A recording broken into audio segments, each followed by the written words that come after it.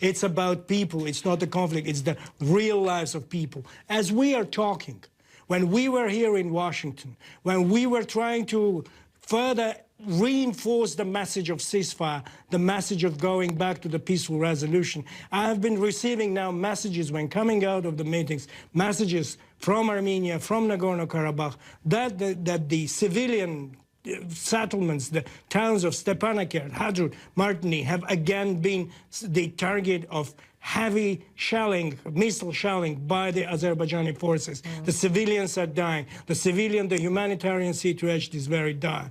And, this is not going to happen. I get it. I get it because we've been watching it. That's why we're having you on. And it's always the people, isn't it? It's not the officials who sit in their palaces and walk the halls of power. It is always the people. So I want to ask you this. You've just called Nagorno-Karabagh ethnically belonging to your people there, but the United Nations calls Armenians an occupation force. Look, in 1993, there were Security Council resolutions demanding the immediate withdrawal of those occupying forces, as they said. In 2008, the UN General Assembly adopted a resolution on the issue in which it called for exactly the same thing. And the 2008 General Assembly reaffirmed Azerbaijan's territorial integrity.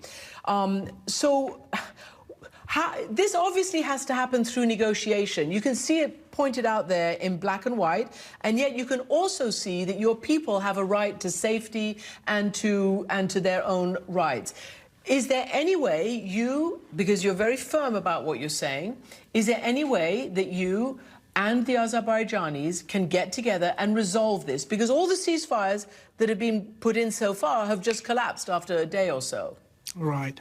Now, excellent point you're making. As we're going back to 93, then there is an important point to make about that. Between 92 and 93, we had a very dangerous situation when there was a narrow strip left to the Armenians in Nagorno-Karabagh, with the rest of the territory occupied by the Azerbaijani forces. The population from those territories ethnically cleansed and driven out of their territories.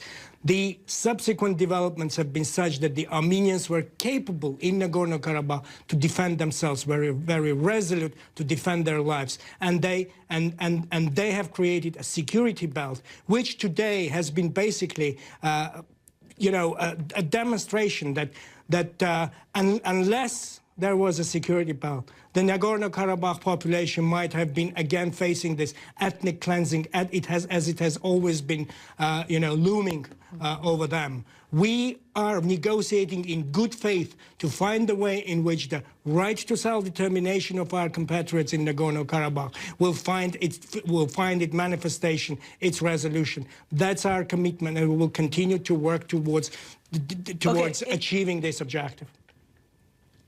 Okay, so that's your commitment. You're telling us now in full international platform and full platform across the United States. But the problem is that your Prime Minister was there in, I believe it was August, actually last year in August, and he was behaving in a very nationalistic way. He used, perhaps it's his language, but he used the Armenian name for Nagorno-Karabagh, and he repeatedly led crowds chanting unification with Armenia. Is that your policy? Well, look, again, this is a twist we have been addressing and dealing with over the past year. A twist and a deceptive way of turning the words on their head. The Prime Minister has been talking about the role of Armenia in guaranteeing the security of our compatriots in Nagorno-Karabagh. There is no other force in this world who can do or who has been doing that. And the Prime Minister has been talking about the way in which Armenia is developing, Armenia is reforming, and he was reaffirming that Armenia will not be indifferent to the fate of its compatriots in Nagorno-Karabagh. The Prime Minister has been talking about the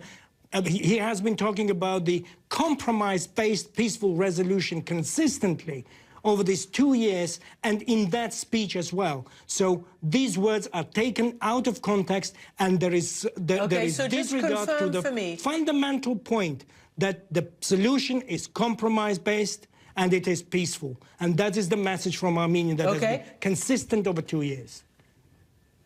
That is what people want to hear. Peaceful compromise, diplomacy, and not fighting as we see right now. So are you telling me that the official position of Armenia is not to have Nagorno-Karabagh unify with Armenia?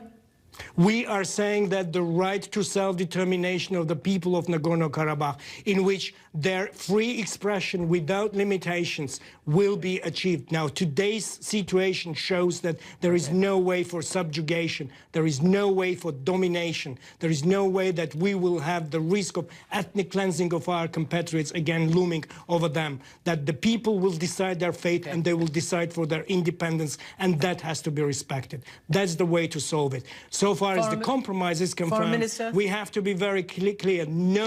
No concession, no maximalist approach that we have been hearing from Azerbaijan. They have to stop that.